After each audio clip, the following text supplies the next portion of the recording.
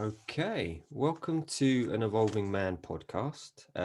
Really excited today to be speaking to Christine Jack. Christine spent 35 years as an academic in the field of teacher education, including holding the position of Head of Primary Education at the University of Canberra.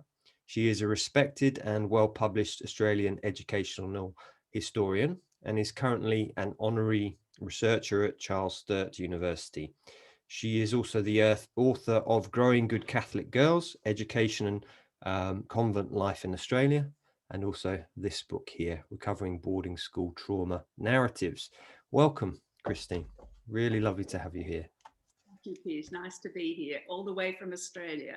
Yeah. Thank you for staying up late to No, kind no, of. it's good for us. Only 7 o'clock in the evening. Okay. Well, so I reached out to Christine. I think we first came across each other on a forum we're both on, and I've been kind of reading through your book, and I just thought, yeah, I'd really love to have you on, and just speak a little bit about your own journey. So, would you like to just share a little bit before we begin the questions about what drew you to write about your boarding school experiences? What, you know, what kind of, inspired you that you thought, right, Well, yes, it it's was time. per chance that I did it. I was invited to, I hadn't been doing research for a while, I'm retired, and somebody rang and asked me if I would come and give a paper at a conference, and I said no. And I ended up agreeing to give a paper, and I thought, oh, I'll write about how I went into teacher education. And this was in 2016. And that paper, it's called Working with Memory and Reflexivity. And I tracked down my memories of how I went into teacher education. And really part of it was to move away from a situation where I was under the control of a nun who had treated staff very badly at the school. And I realized that it was to do with what had happened to me at boarding school. And I just thought, I wonder if anybody's done any research on boarding school, because when my first book was published, it was written in the 1990s, and of course Google wasn't around. It was published in 2003, and there was virtually nothing on boarding school. I think Leinster Mackay was the only person who'd done any much work. And I looked it up, and oh, there it all was. Well, I sent for every book.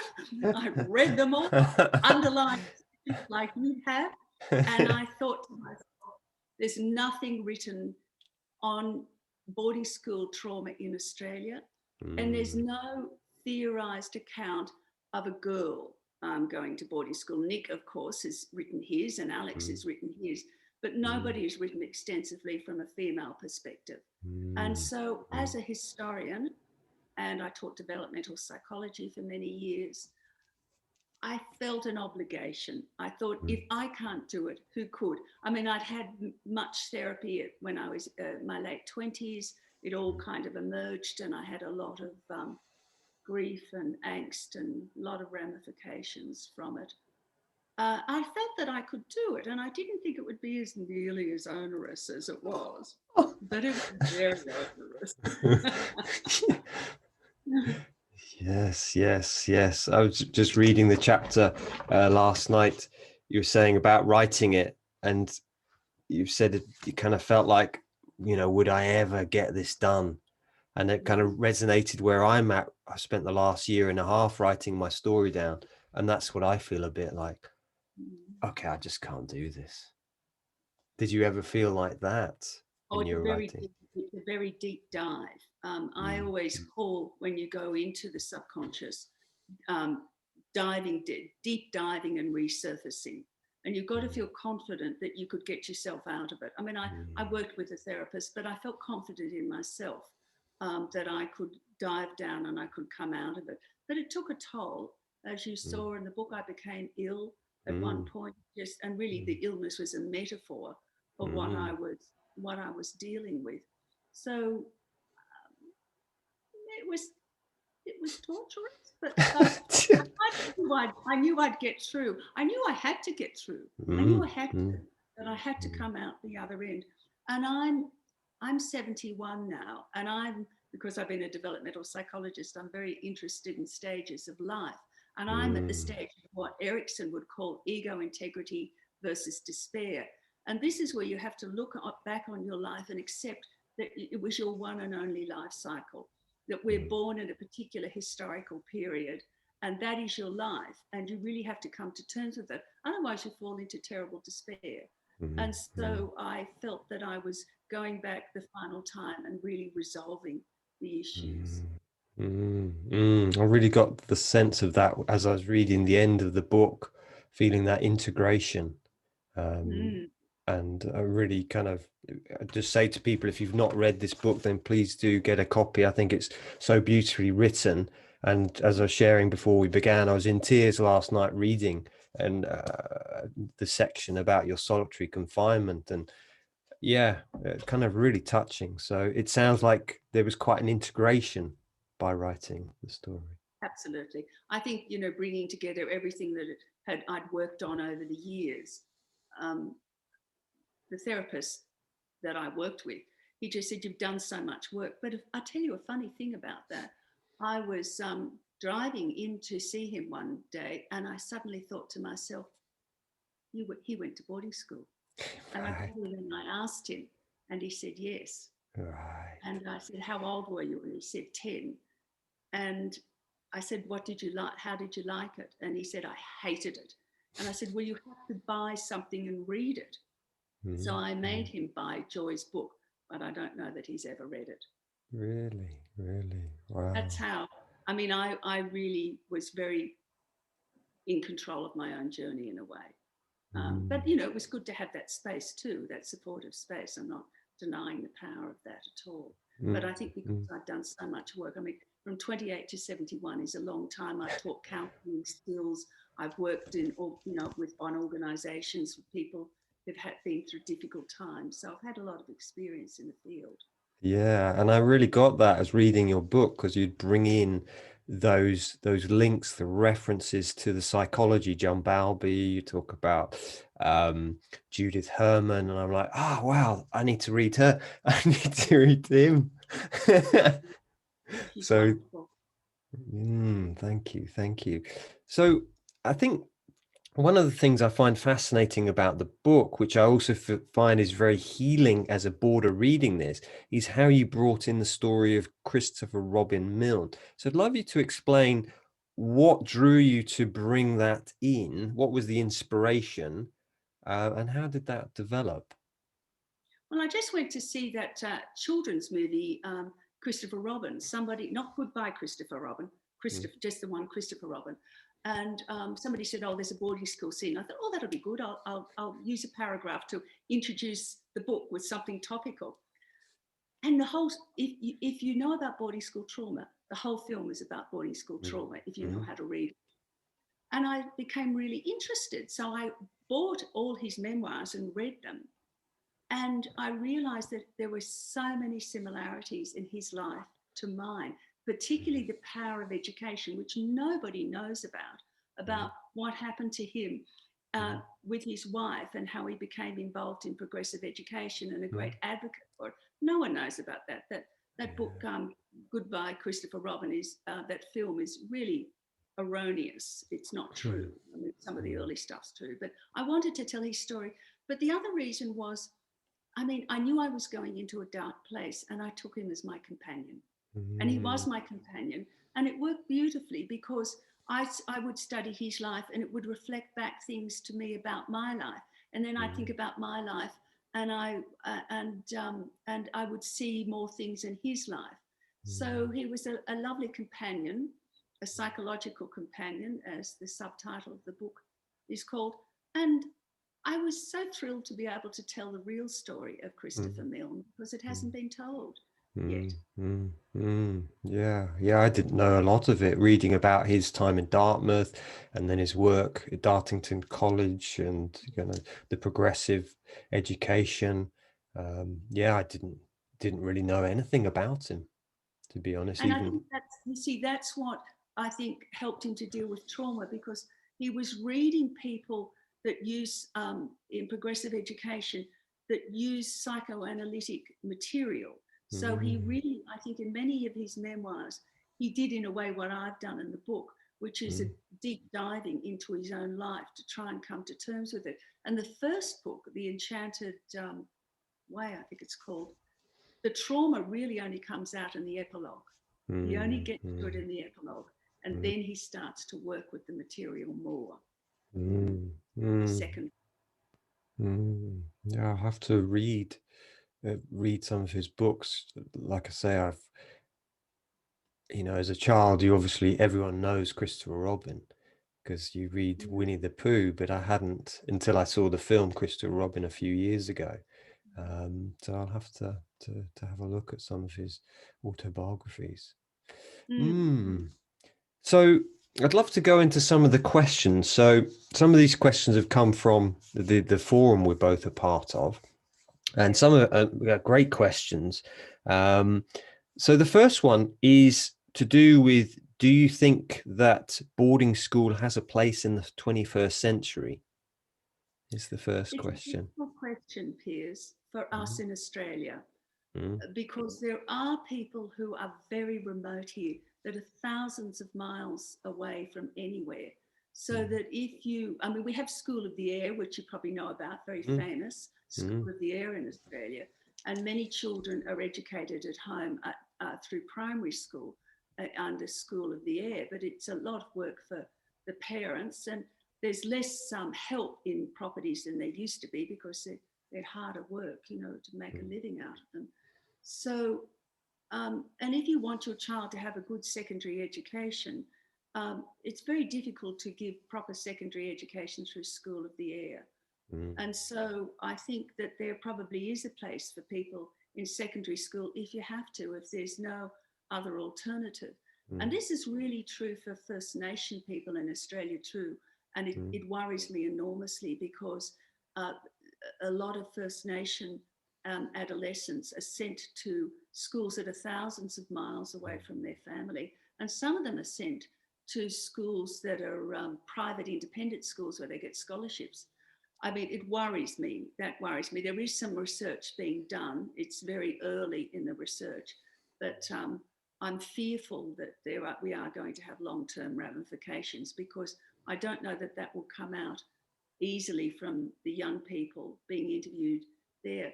So I would love to say to you, Piers, there is no place for boarding schools, and yet in our country, I think that there is.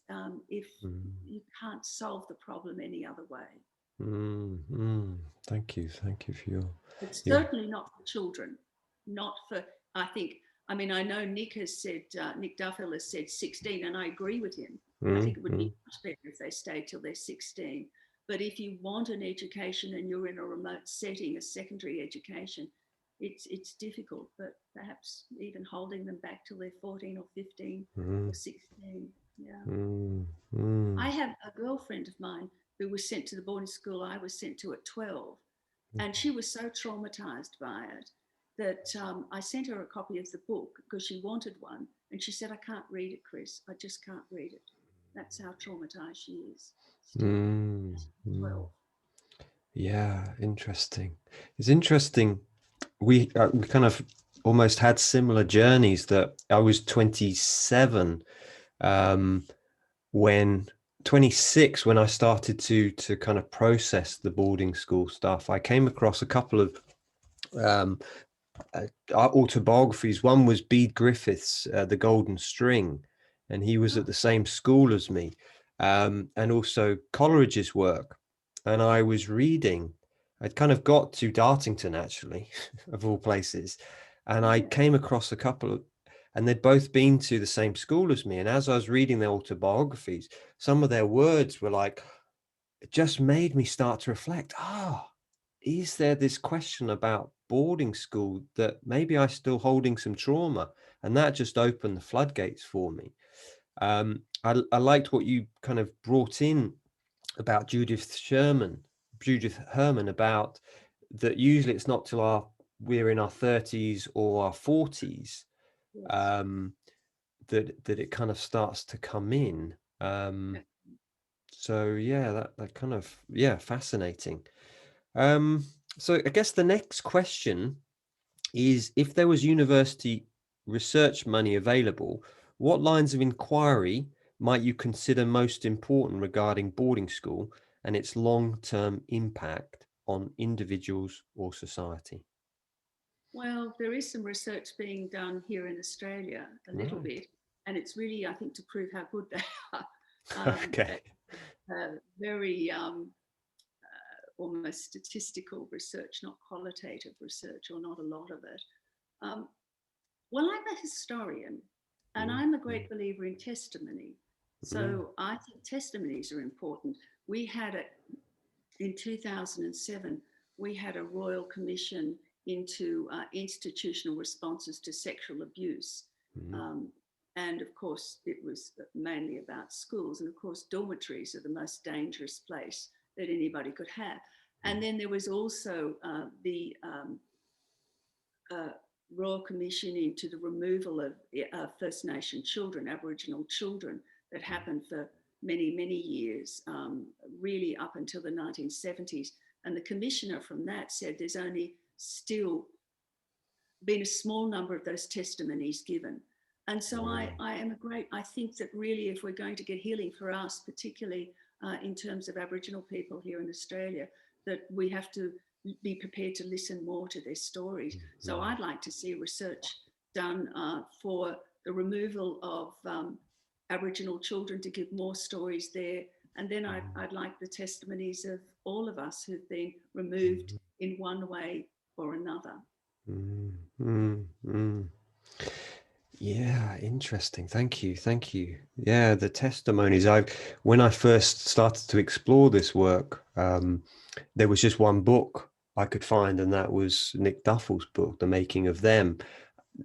Over the last few years, you've got your book. There's also been a book published about um, men's or boys' experience at boarding school, and there's also been a woman's experience. Mm. So it sounds like there's more testimonies coming out. So how would that research look? Would it be to set up a website, or some way of kind of getting people's testimonies? How would the Well, I research think look? ultimately what you want to is a meta-analysis, it's called, where you take, somebody does an analysis of all these kind of testimonies and looks at the patterns. I've Mm, just finished writing a paper called The Boarding School Testimony of Charlotte Bronte. And I've gone mm, back and looked at her boarding school experience in 1824, I think it was. I think that's the year she went, and her two sisters. And of course, her two sisters died as a result of it. It traumatized her for the rest of her life. And the experiences in Jane Eyre, the novel Jane Eyre, yeah, yeah. where Jane goes to boarding school, that's Charlotte's experience. And so there have been testimonies for a long time that people find, it's called autobiographical fiction. People Mm, find different ways of giving their testimonies. But look, we know what the meta-analysis is. Joyce mm, Chavron, her work, Nick's work, Thurston Bassett's work, my work, the enormous amount of work that's been Simon Partridge's work, mm. and my colleague Linda Devereaux here in Australia. She was in boarding school in the Congo. Right. I mean, the testimony's in there, but I think people don't want to hear because they're businesses. Remember, they're businesses. Mm, And mm, we sell education in Australia. We have a number of boarding schools in the area where I live, one just up the road, and an enormous number of people from Asian cultures come there. At least mm, it's secondary school, and there's a lot of freedom, and I think it's a pretty good school. But mm, they're a business, and we have to remember that when it's like getting rid of coal. No one mm, wants to get rid of coal in Australia. And mm, nobody wants to talk about boarding school trauma in Australia. There seems to be more discourse in England, which is mm, fortunate, and mm, probably the reason why young children are not being sent away. But we don't send very young children away, but we send them about 9 or so. There's a local mm, school here where off they go at mm. 9 or 10. And difficult things happen to them at these schools still. Yeah. Thank you. Thank you. Yeah, as I shared last week when we had our first conversation, when I left boarding school age 18, I went to work in a boarding school in Australia, in Toowoomba. And that was a shock, I have to say. It's like jumping from the frying pan into the fire.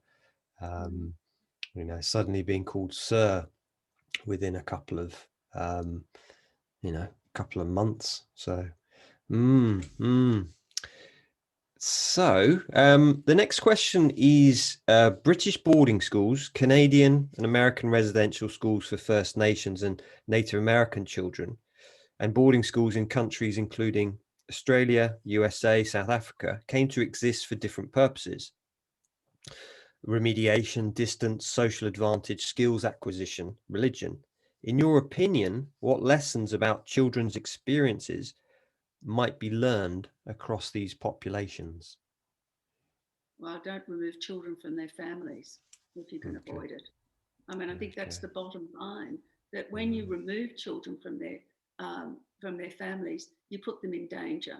Now, some may be okay and some may do all right, but they're out of the care of their parents, or out of the eye of their parents, and they're in institutions. As Joy Chevron says, you know, they're fostered by strangers, and they're leading an institutional life. So that's, I think, it's simple what we've learned from them. There are so many unhappy stories in all segments. I mean, in Australia, the First Nation children were removed on purpose to break the ties with their parents and to break the culture. It was a strategy, a very nasty strategy. Horrific trauma. And some of those people have never found their way back to their families. And I think I think I wrote in my first paper that I suspect that the reason we don't want to talk about boarding school trauma in privileged schools is because we're so ashamed of what happened to our First Nation people that the trauma of a privileged person seems irrelevant and unseemly to talk about. Yeah, interesting. Yeah, I have friends who are First Nations in Canada, and they've, some of the stories I've heard from them are just horrific. And like you say, it doesn't come to the surface. Interestingly, I often hear from ex-boarders this idea that, and I used to say this to myself a lot over the years, is I had it easy. And I loved what Alex Renton said in the podcast, is saying about, in the research he's done about sexual and physical abuse, it's actually the psychological. And I often see that's where people get stuck with boarding school trauma, is that it's well, I had it easy. So what have you found has helped you with maybe your healing, or what in the research you've done to bring completion, healing to that psychological aspect, that maybe it was easy compared with someone else? Oh, no, it certainly wasn't easy for me at all. I wouldn't say it was easy. And I think, who can compare one's trauma journey? Everybody has their own unique trauma journey. I don't think it's good to say easy, better, harder. It is what it is. But I think for me, it's to getting in touch with the child. You have to learn to get in touch with that child, and you have to listen very carefully to what that child has to tell you about what her or his experience was. And I think you have to take that child on a journey with you, to sit her on my lap and to talk to her, and the young girl who was in the secondary school where I had all that appalling treatment, and then the young woman who, as a result of it, the fallout. I think Alex talks very well about the collateral damage that comes from this. I mean, he obviously experienced it in his life. I experienced it in my life, and my children experienced it. So I think you have to have a great deal of compassion for yourself, an enormous amount of compassion, and forgiving and accepting of you were where you were, and you did the best you could, and you didn't know, but really getting in touch with those various children and young people in yourself. I think that's essential. Thank you. I've even had pictures, not of her, but images that I found helpful. A very early one I had was of a little girl, just a postcard, climbing over in a pink dress, because my best dress when I was a little girl was a pink dress. You had one good dress. When you grew up in the 50s, you didn't have lots of dresses, just one good dress, and black patent shoes. And it was a picture of a little girl in a pink dress climbing over a fence with the light on her. And I had that image for a long time. That was my image of her. Thank you. Thank you. Kind of takes me back just to the question before, you mentioning about, don't remove children from the family. There was something in your book you mentioned about sickness, about when you had measles and then chickenpox. Measles, you were at home. Would you be able to just share a little bit the difference between that? You felt kind of that warmth, that nourishment, but you didn't. And I know Joy talks about it a little bit in her book, the idea that we go to a boarding school, but we're not loved there. Would you be able to share a little bit? Oh, absolutely. Well, you won't be loved there the way your parents will. Now, I mean, some parents are not good at loving for their own reason, and I think my parents struggled with it for their own reasons. But intrinsically, I think I knew they loved me, and they when I had measles as a little girl at home, I mean, I was very ill, terribly high temperature. I remember, screaming at mum and dad to get down off the ceiling. I was, my temperature was so high, I was hallucinating. But, I'd hear mum and dad in the hall and they'd come down. My dad was a doctor, so it made me feel even more secure to know that I'd be cared for. But when I had chicken pox at boarding school, and I was in this infirmary on my own with a lay sister who slept there at night, but the nuns weren't allowed to talk to you except in the way of duty. Oh, they could not have a conversation with you about anything. They're only allowed to speak to you in the way of duty. Wow. And so I was treated physically, but all I remember is cold from that experience, cold. And even though they put me in a hot bath with this stuff to help reduce the terrible blisters you get from chicken pox, my memory of that is cold, because you don't have the psychological warmth of being in your home where you feel safe. Thank you. Thank you. Yeah, it really touched me. It brought memories of my own being in the infirmary. I actually quite liked being in the infirmary because it was having my own space. In my boarding school, we didn't have any privacy. Whereas you got a door when you went to the infirmary. So part of me wanted to be sick. But like you say, it was that cold. There was nobody there. It was just you were on your own. If you'd had another child, it might have been different. Yeah.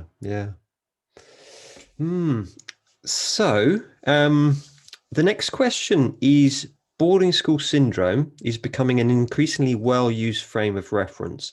How helpful is it in terms of describing, defining, helping, or diagnosing and treating an individual's response to boarding school? I think it's extremely helpful. Labels are very helpful. Categories are very helpful, because when you can have an official name given to you about something that you've experienced, I think that's helpful, because you realize that other people have experienced too. And I think the way that Joy defines it, I think abandonment, bereavement, captivity, I think are absolutely key factors. I think all of us who've experienced boarding school trauma, we've felt abandoned, we've gone through grief, we've felt captive in the institution. And I think it's an extremely helpful notion, and I'm very grateful to her for doing it, and the wonderful work that she's done to produce that material. Yeah. Thank you. Yes, it almost gives us like a framework. Yes. And I found that reading your book, I felt really supported. Right. That's what I felt. Can you tell me about that, about feeling supported? In what way? Well, I just felt, I don't know, because it was, in the book you're talking about Christopher Milne's journey, your own, and then I can relate it into mine. So it feels like, I think as I read your story, I felt really, I'm not alone. And then what I then love about your book is then you put in references, and maybe it's because I've read so much in the last few years about trauma, boarding school. I find it really powerful to then have some reference or a scientific network back into some developmental psychology or attachment-based thing to go, yes, thank you. So as I've been reading it the last week, I felt a lot of weight being lifted off my shoulders, just going, yeah, and dropping into my heart more. So thank you. Well, remember, I'm delighted to hear that. That's fabulous. And I mean, that's the reason I wrote it, for my imagined community of exporters. But remember that theory is always based on experience. So when you link to theory, I mean, we have experiences and then we develop a theory. Like Joy listened to all these people who'd been to boarding school, and then she developed a theory and called it boarding school syndrome, and gave some key characteristics of it. But it's always based on experience. So good theory will speak to your experience. Does that make sense? Definitely. Interestingly, I've on my wall here, this is a little model that I've been creating. I call it the trauma healing model, and it's the boarding school healing model. So it's partly my own journey of having gone to the monastery, found out about my boarding school stuff in my 20s, having a complete breakdown, but having the support of Jungian analysts and the monks, and just seeing that.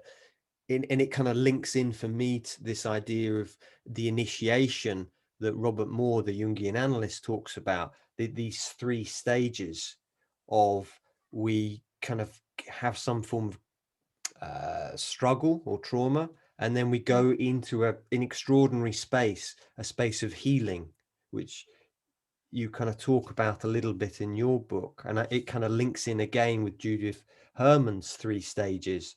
Yes. Which is, I've forgotten off the top of my head, but that same thing. Yes, it is. It's a recognition of what happened to you, and then reconnecting with it, and really exploring that. And so it's again the deep diving and resurfacing. So you go down into it, and then eventually you hope that you can come back to ordinary life. But you often need a skilled person to help you go through that journey. I mean, you had Jungian analysts and Buddhist monks, which sound like a wonderful combination.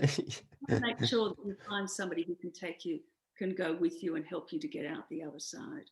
Yeah, and that's the interesting thing, which I've kind of been trying to put into my book, the idea that initiation, a rite of passage. You talk about these rituals of humiliation in your book, and for me, we need, in order to become men and women, we need to be initiated. We need to have that ritual elder. We need, like you say, someone to pull us out. At school, for me, we had children initiating us.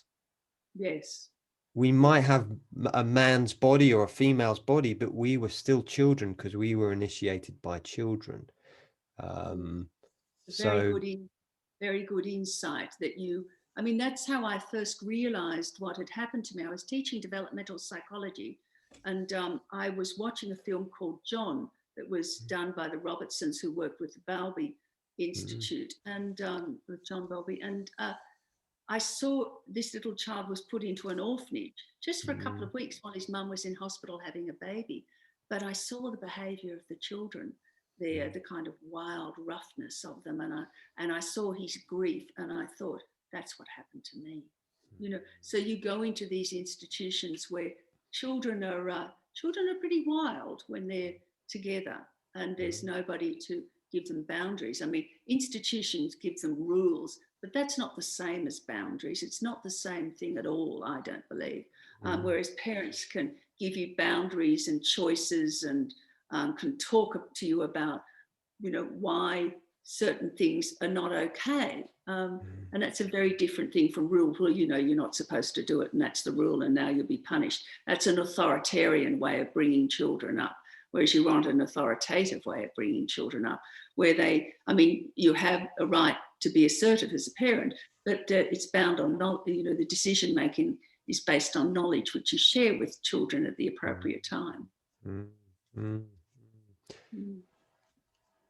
And do you see that doesn't necessarily happen at boarding school, that authoritative, the sharing? No, I mean, well, I don't know what modern boarding schools are like, but I mean, I do. That's not true. I've got a reasonably good idea of what they're like. But I think they're more benevolent than they were. And I'm sure there are some good house parents, shall we say. They've got a whole lot of children to care for.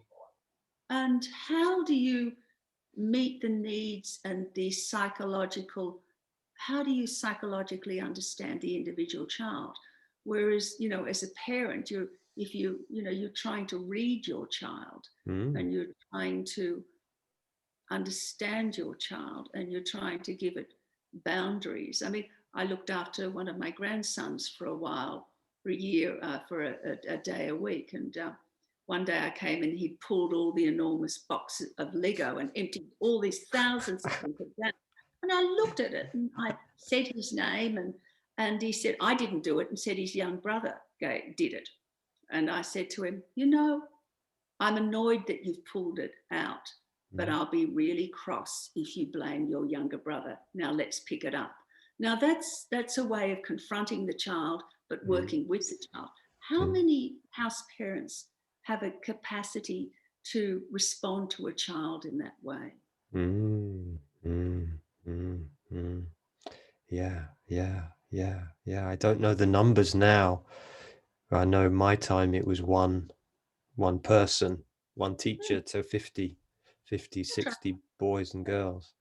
So I don't know if it's changed now that there's less, it's more of an even split. There's more teachers, but as Alex Renton was saying, certainly for the prep schools, saying that it was only the last 1 or 2 beds where they were actually making a profit.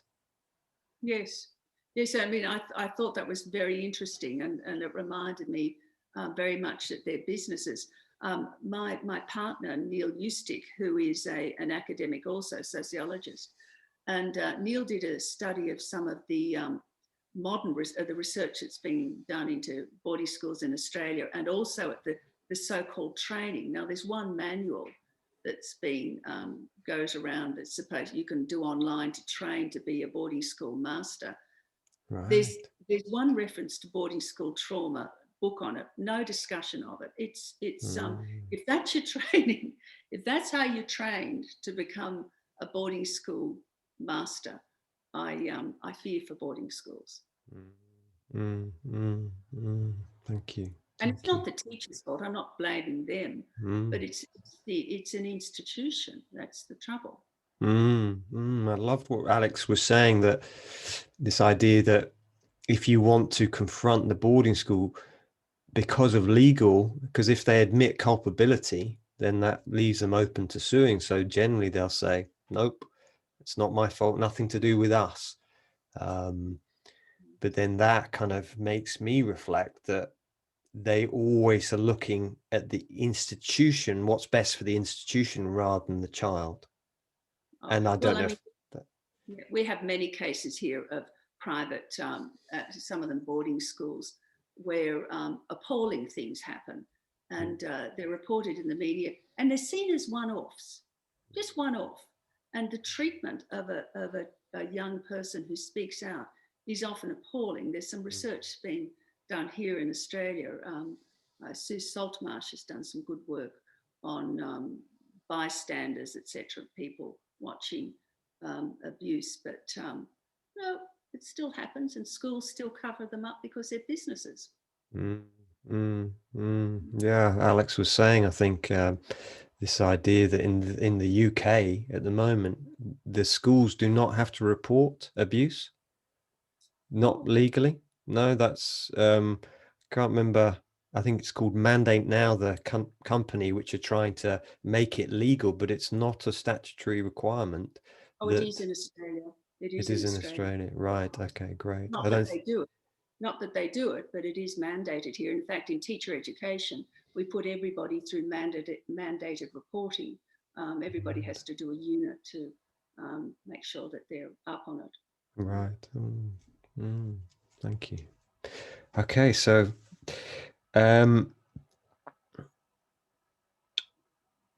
so the next question is, boarding school life of children is often equated with privilege in Britain and beyond. How does that accord with your experience? Well, you know, we like to think we're classless in Australia. Of course, we're not, but Mm. we like to think that we are. Whereas, you know, we have more and more the great divide that's happening across the Western world, as you're aware, with those who Mm. have and those who have not. Mm. Um, I think a lot of boarding schools in Australia serve the need of country children.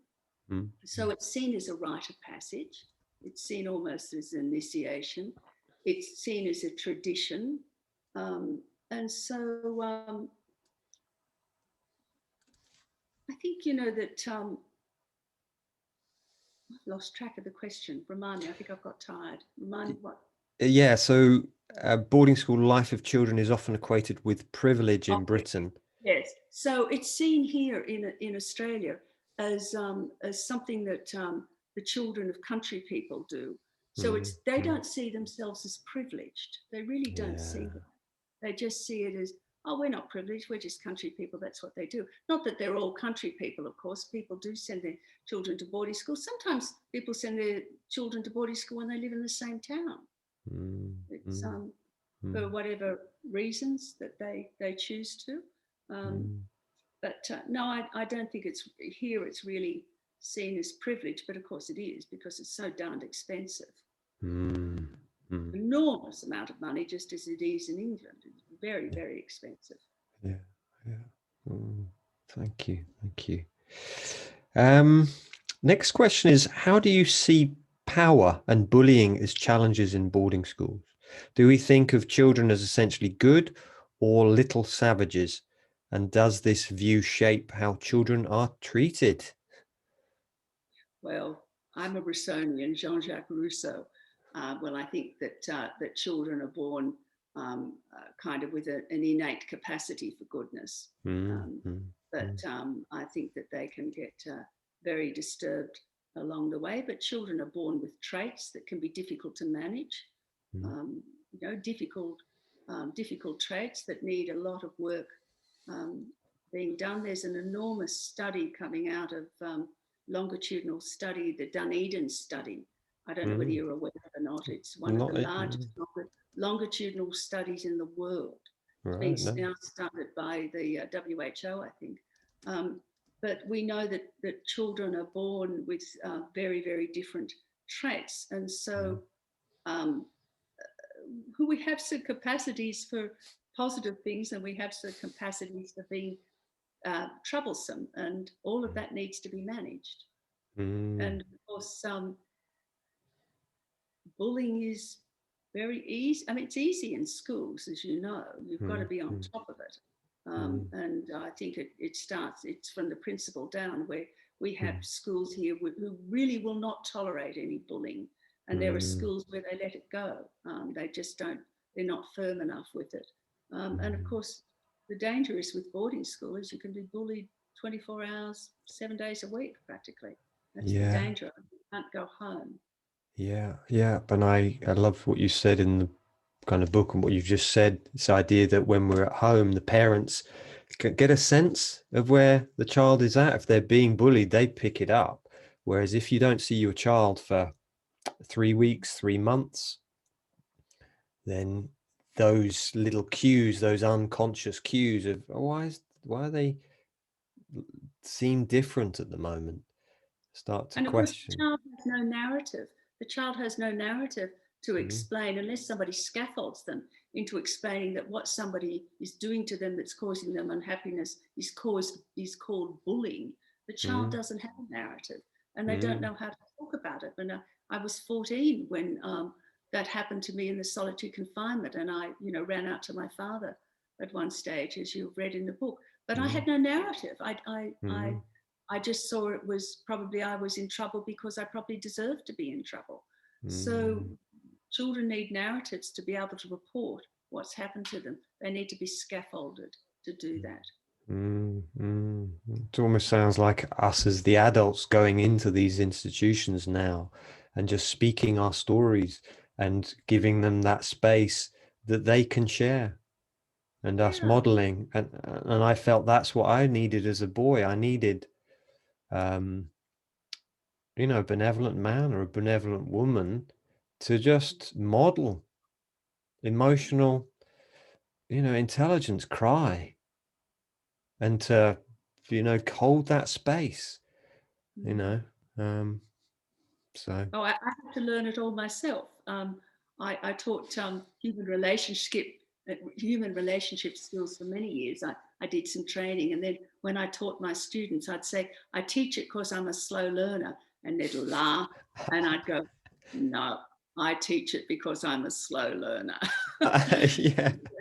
You know, I had to learn all that. Yeah. And you know, it's not just boarding school. Sometimes people grow up in families where they're very poor communicators. We learn our pattern of communication from our families as well as our schools, and often it's very inadequate.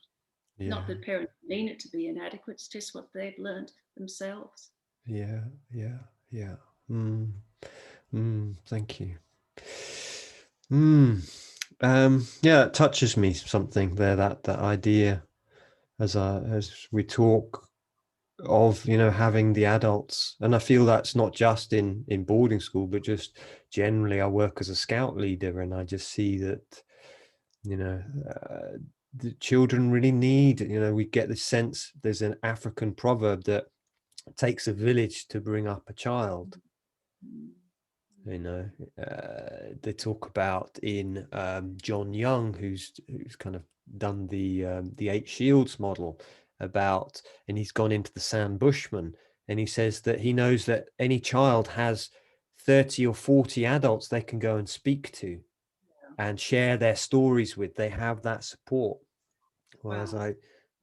I see that nowadays the children, we don't have that, not just boarding school, but mainstream as well. Those adults there just to go, yeah, I'm here for you, and listen. I think grandparents are very important. You Yeah, know, I've yeah, got three grandchildren, yeah. but you know, a lot of children removed from their grandparents because of migration or living in Mm, different cities, etc. So they don't even have that kind of support, which can be a very powerful support mm, for them. So I mm, think yes, the nuclear family is not great that way. mm, mm, mm. Thank you, thank you. Um, the next question is, might you frame some boarding school experiences as children's rights infringements? These are very good Oh, questions.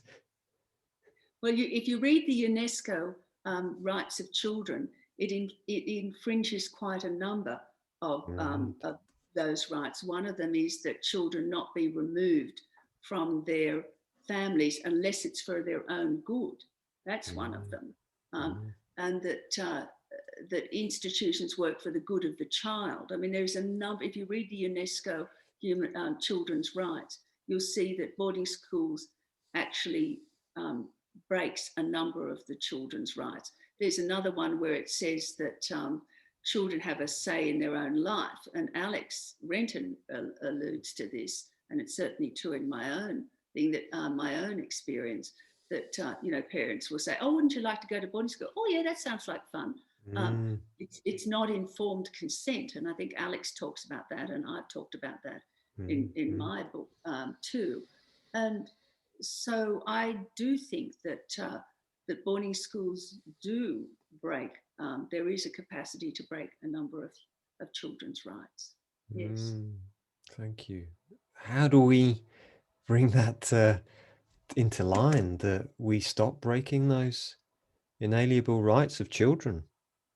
If Mm. it's written down by UNESCO, is there a way we can? Well, countries have to adopt them, but then they have to follow them, and they have to practice them. Um, I mean, we we just here in Australia. I mean, there's no public discourse. I think I'm probably the first person that's. I could be wrong, but to my knowledge, I don't think there's been an interview by somebody who's written a book about boarding school trauma in Australia. I mean, there is First Nation people writing about their Mm, removal and their institutional experience. mm, Certainly, there's a lot there. But in terms of the more privileged boarding schools, mm, I think I'm the first. And mm, there was a follow-up article and a lot of posts. But I think there's just no will for it to listen to it. So it's a difficult one, Piers. I'm not sure. I think we just keep plodding away and talking and writing about it. That's all we can do. And each of us contributes in our own way. And there are many good people contributing. I just wish there were more people contributing here in Australia. Well, I'll put you in touch with one of my friends who runs a podcast in Australia. And so, yeah, it'd be great to connect you two, because I know he's got quite a following on his podcast. Yeah, I feel it needs to be talked about. And I wonder, listening to Joy speak about, when we don't deal with our internal trauma, then we project it, like Jung says, when we don't make the unconscious conscious, then we turns up in our life and we call it fate. And I wonder how much of the struggles we've had in the last few years and with the environment, how much that is to do with the internal trauma of the leaders being projected out onto the world. And therefore it is a conversation which is so important to have, imperative. Well, I'm a great believer that you have to heal yourself first. I think peace in the world only comes by healing yourself. But it's really only ourselves that we can heal, isn't it? If we're fortunate enough to be able to be part of somebody else's journey, well, that's a wonderful thing. And I think, you've talked about how the things that you've read resonate with you. So the more you share your stories. But, I remember a woman, she's a nun, she's dead now. And she said to me many, many years ago, community is built on shared vulnerability.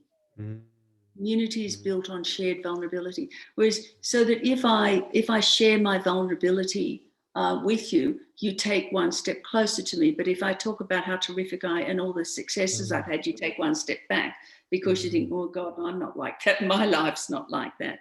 So I think, the more we're open with other people, the more opportunity we have to heal the world, including, the environment. And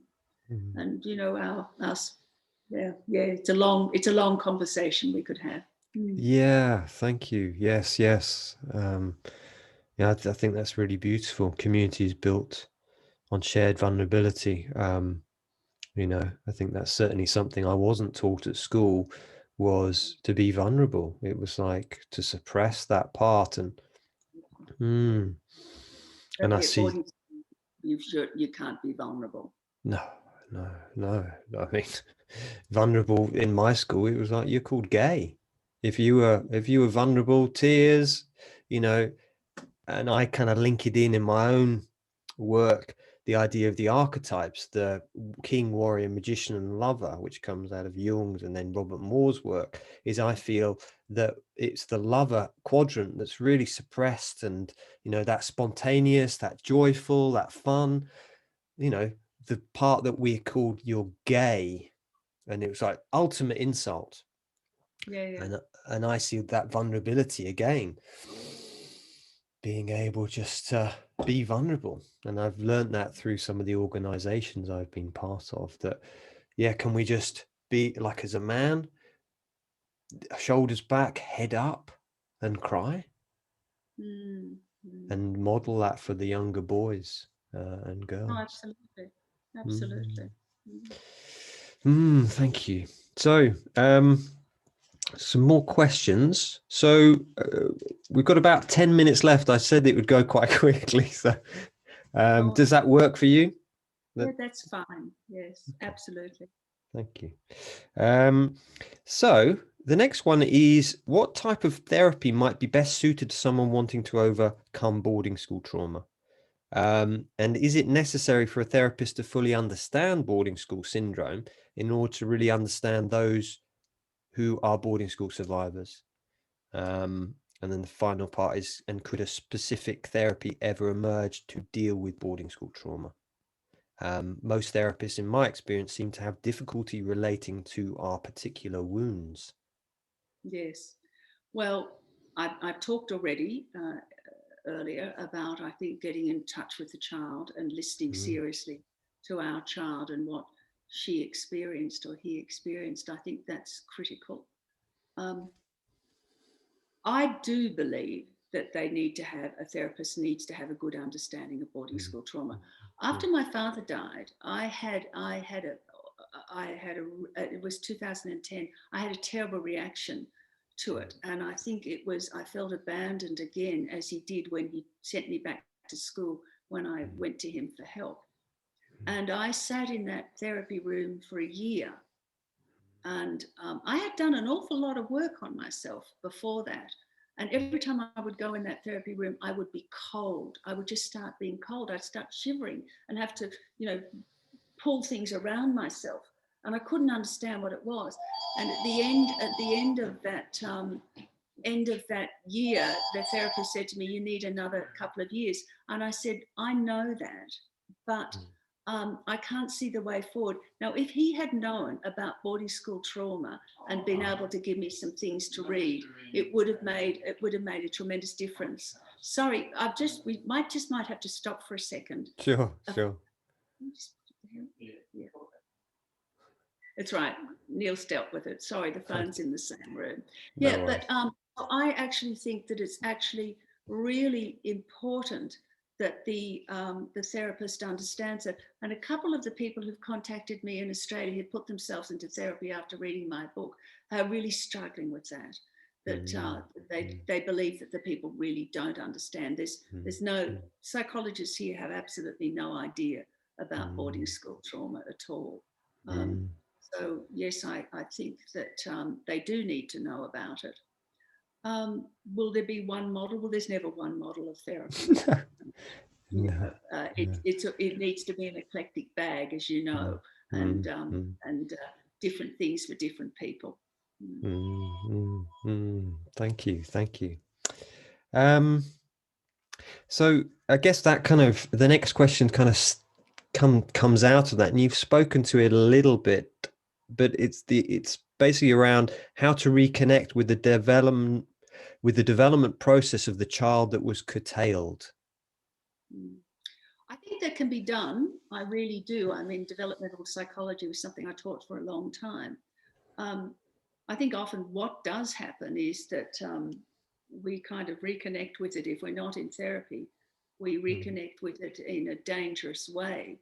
It's like, almost like midlife crisis. Men push themselves and they lose sight of their loving side. And so they kind of fall apart at a certain stage. I think you can go through and reconnect with the various developmental milestones that you've lost. It's difficult, but I think it can be achieved, particularly if you understand how development works for a child. I'm an educationalist, and I think that knowledge is powerful. Knowledge is not everything. You can read lots of books about boarding school, but it won't cure you of your trauma. But it will be helpful to you in your journey. So I think having a good understanding of our developmental stages in life is very helpful to people in terms of understanding what they didn't have, what they had, what they missed out on, and being able to understand and see how that's operating in their lives at the moment. Does that make sense? Yeah, it does. It does. Yeah, I think. Yeah, that does. Thank you. So, I mean, I've got a couple more questions, but I think the next one really is to do with regrets. Letting go of regrets. Maybe is there something that you found's really helped you for letting go of regrets? I think you have to experience them. Yeah. I think you have to understand them. But I think that because I'm a historian things are contextualized. Decision making is contextualized. What happens at a particular, I grew up in the 1950s in Australia in a particular family with a particular, their own background.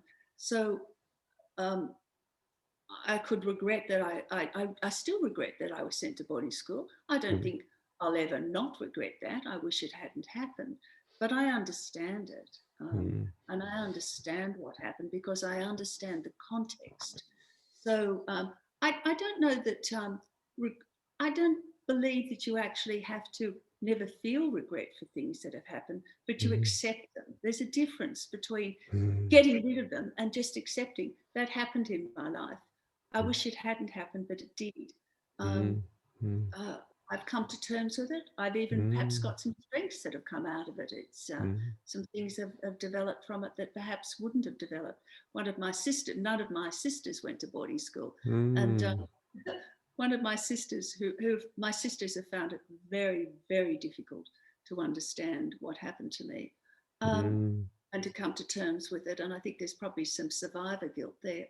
But one of my sisters said to me, "Oh, you can talk to anybody. You can do that." And I think, you know, when you go to boarding school on your own, you're on your own, and you learn how to cope in the world very quickly. You're an orphan. I always said that I became an orphan. So I think you have to just, your regrets just come part of the tapestry of your life, but they don't dominate it. You understand it, and I mean, you know, I have friends who are Holocaust survivors. Are they ever going to get over the regret of what happened there? I don't think so. But they're going to accept it that happened, and live their lives and live. And that regret is part of their life. Texture to their life. Yeah. Sounds like what you said earlier about peace, finding that peace, like, you know, peace within yourself, and also links into what you were talking about, vulnerability, that when we can share our stories with others, then that kind of helps them. It brings us closer to them. Absolutely. In that way. Absolutely. And I think talking about, you know, being able to talk about the sadnesses and regrets in your life is part of that sharing of your life, because all of us have them. All of us have regrets and sadnesses in our lives, one way or another. Thank you. So we've reached the hour. I have a couple more questions, but I've said an hour, and I realize it's probably get late now. So I just really appreciate, you spending the time answering these questions. And I feel like I've learned so much from our conversation today, and also reading your book. Is there any last things you'd like to share or say? Oh, look, it's been lovely talking to you. And I think Alex said, how lovely to have an hour to actually reflect, and with somebody who's as generous an interviewer as you are, and gentle an interviewer as you are. So no, it's been a great pleasure, Piers, and I'm quite grateful that I have been able to do it with you. Well, thank you. Thank you so much for your time. And yeah, I do recommend people, please go on to, is there a good place to buy this book? Well, you can buy it from Routledge, or you can buy it from Amazon. Routledge or it's Amazon. Published by Routledge on the Routledge site, but Amazon I know has it as well. Yeah. Okay. Yeah. So yeah, I do recommend everyone, please go and, this is a great book. And I recommend putting lots of post-it notes in it. That's my way of going, oh, wow, that's great. So yeah, thank you so much, Christine. And I really appreciate the work you're doing and the courage that it took to write that book. I think I've really been touched by it. So thank you. Thank you, Piers. Lovely to talk to you. Okay. Goodbye.